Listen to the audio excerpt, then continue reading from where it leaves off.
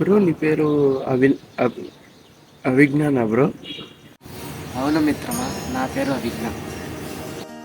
Bro నువ్వు మా ఆకాష్ వాళ్ళ ఫ్రెండ్వే కదా? ఆకాష్ ఒక్కడే నా మిత్రుడు కాదు. ఆకాష్, భూమి వీళ్ళంతా నా మిత్రులే.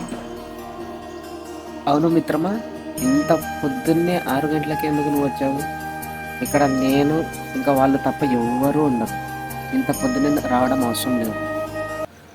ఏమో బ్రో, వాడు మా ఫ్రెండ్ ఆకాష్ ఉన్నాడు కదా, పదరా పొద్దున్నే పోదాం పదరా, పొద్దున్నే పోదాం పదరా అని ఇప్పుడు పంపించాడు.